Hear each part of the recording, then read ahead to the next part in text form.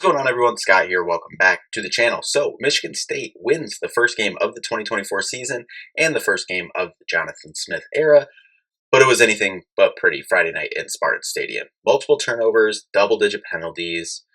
It wasn't all bad, though. So let's talk about it, go through some of the numbers from the game and what we saw, plus looking ahead to what this means going forward for the team.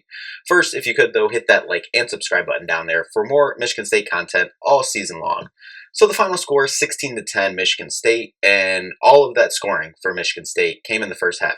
He had a safety and 2 touchdowns. Now, I don't know if anyone had first score of the Jonathan Smith era as a safety on their bingo card, but if you did, congratulations to you, because the MSU defense opened its season in the first with the Daquan Dowse sack for a safety. In the second quarter, Lynch-Adams ran the ball into the end zone, but they said his forward progress was stopped, called it back. 2 plays later, Aiden Childs ran it in for an 11-yard touchdown, first of his career and first of the season and this new era for Michigan State. After a 3-and-out for Florida Atlantic, Lynch-Adams took the first play of the drive, 63 yards for a touchdown.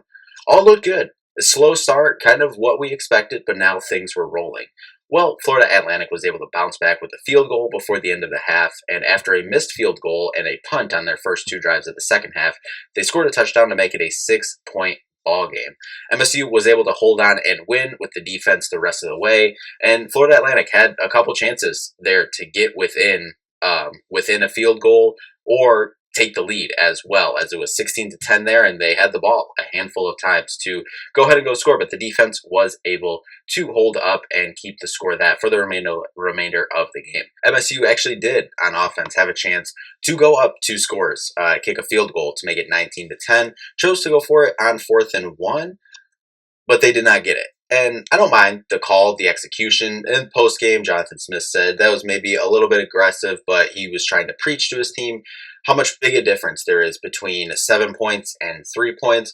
I don't mind going for it there, but like I said, going into the season, I wanted to see what this staff's philosophy and game plan was on 3rd and 1 and 4th and 1.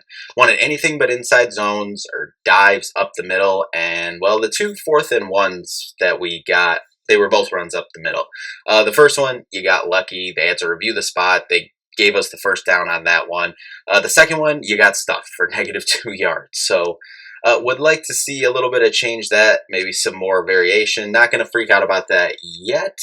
But I tell you, I had my head staring directly at the ground for just about the whole TV timeout there in section 30 after that 4th and 1 was stuffed with a run up the middle.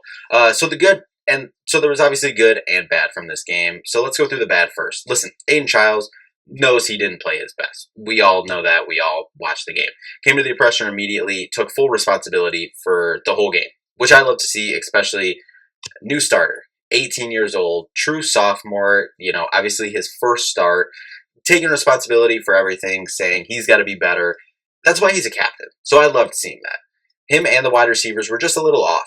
And some of them, he hit Foster in the hands a couple of times, Montorie Foster, and, just couldn't reel it in. And then a couple of the balls, especially to Duran Glover and a couple of other wide receivers there, just kind of sailed the ball a little bit. But look, it's the first live game with this group, and way different than obviously scrimmaging against your own defense. And this is a live game, and there's actual consequences to the players and decisions you make. I think it'll get ironed out, but as we said, it could take some time to get everyone acclimated in their new roles and new places. Nate Carter, 19 rushes, 48 yards. That's a 2.5 average. He had no room to work, though. Similar to what we saw the last 2 months of last year, there just weren't many creases for him to go through. Even Lynch-Adams, which he was able to pop that 63-yard touchdown, he didn't have much room to work with. He had a couple of other nice runs where he was able to keep those legs churning, but you take out that 63-yard run, that's still 8 rushes for 38 yards, which is still 4.75 averages, better than the 2.5 average. But that offensive line needs to get a better push. And I think some of that, too, is kind of similar to what I said with the wide receivers. Needing more time with that group to work together in live game action.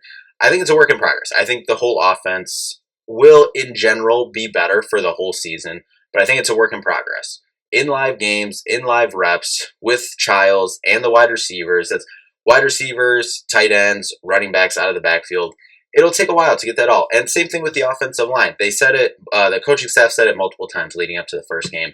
we're looking for the best 5 to put out there and kind of basically to see which 5 mesh together and play together the best. I think that'll take a couple games to get ironed out. Unfortunately for us, we head into a conference game next week, so obviously a very important game coming up next week in College Park, which obviously we'll get to, down the road a little bit in this episode, and then obviously more towards the end of the week next week as we head towards the game. But it'll take a while. It'll take a while to get all ironed out, but I think there'll be quite an improvement from week 1 to week 2. It's the old cliche, week 1 to week 2 improvement. I think we'll see that, especially from the offense. Defense, the only bad thing I can really say is some of the penalties, and some were warranted and need to get cleaned up.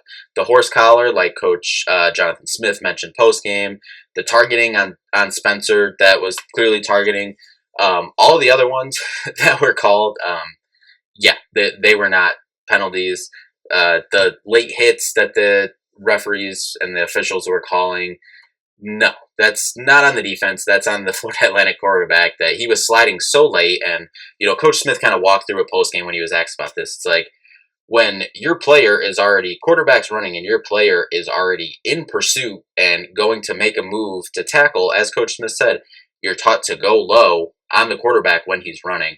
Your player's already going low to tackle, and then all of a sudden, your quarterback just drops to slide last second. And then it made it look worse too that he did not strap up his helmet one single time this whole game, and every time he even got slightly pushed, maybe even by his own offensive lineman, his helmet went 5 feet in the air and flew off. So that made it look a little worse, but overall I thought the officiating was horrendous in terms of that part. But as a whole, kind of the rest of the ones, and there was a lot of 15-yard penalties too, which Coach Smith preached on in the post-game press conference as well. These weren't, 5-yarders. These were, killers, 15-yarders.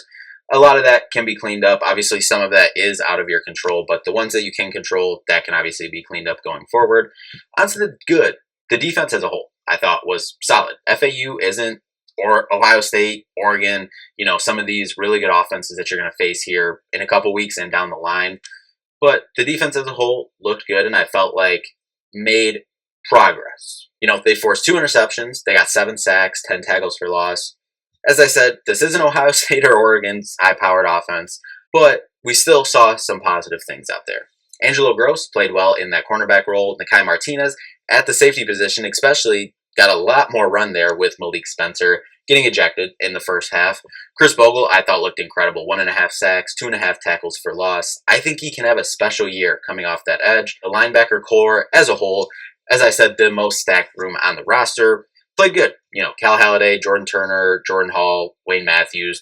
Love seeing Darius Snow out there too. They were all making plays. Throughout the game, they had a nice rotation of all those guys in there. It was awesome to see Alex Van Summeren out there after the injuries, making plays up the middle as well. Overall, solid day on defense. It obviously does get tougher as we head on down the road. Heading to Maryland next week will be a little tougher. Coming home, Prairie View A&M might be a little bit easier than them, but then obviously you ramp it up more with Ohio State, Oregon, and so on as you move through the Big Ten. But solid first week for this defense and new offensive coordinator Joe Rossi. Now, for the thoughts as a whole, as the season, is the season doomed? Are we not going to a bowl game? Should they fire the whole staff? And yes, I actually did hear that in Section 30 in the stadium. I hope they were saying that sarcastically. I really hope they were. No, the season's not doomed. We knew this was going to be a process. Coach Smith has said it ever since he got hired. This is going to be a process, a lot of work to do. But listen, 62 new faces on the roster between freshmen and transfers. Childs, young, this was his first career start, still 18 years old, with a new group of wide receivers, a new offensive line looking to work together. This is something that all offensive lines have to do. They have to work together in live game action to kind of get that rhythm for each other. Same thing can be said about quarterback to wide receivers on those passes. I think we'll, as I said, see quite a bit improvement from week 1 to week 2. The first month of the season, if they can rely on that defense really until that offense gets rolling, and to finish this first stretch of 4 games, finish it at worst 2-2. You already want to know there. You have Prairie View A&M in 2 weeks. If you win those 2 games, and then say you lose Maryland, lose Boston College, You finish 2-2 at worst. I think 4-0 is still possible though. We saw Maryland put up quite a bit of points this weekend though, and on the road in Maryland. That'll be a challenge next week. 100%. That'll be a challenge. Big Ten conference game. As we said, still super young, still, getting used to playing with each other in live game action.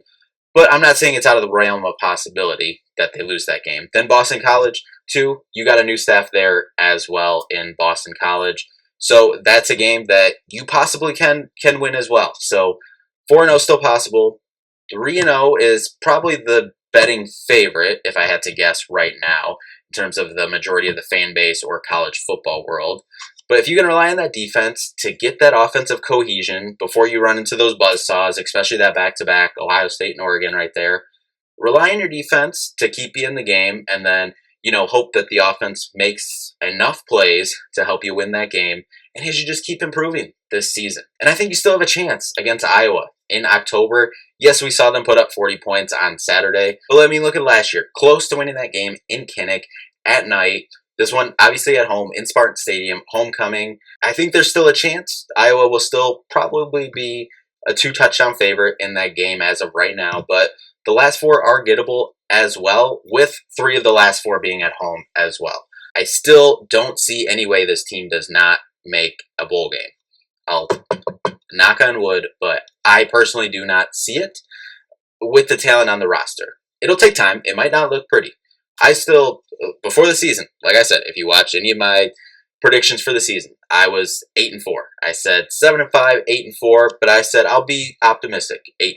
I'm not saying it's pretty. It could be 6-6 with winning the last game of the season to get there, like we saw a couple of the times, within the last decade, winning that last game to be able to go bowling. But listen, as long as you meet the program expectation of going to a bowl game this year, I'm taking that as a positive. I think they can do a little bit better than that, but that is the minimum expectation at Michigan State. And as I keep saying, and we'll get more into later this upcoming week as we move into Maryland next Saturday, the offense will look a lot different against the Terps. Not saying they're going to go in there, put up 50 and blow them out, but it'll look better, progressively better each week throughout the season.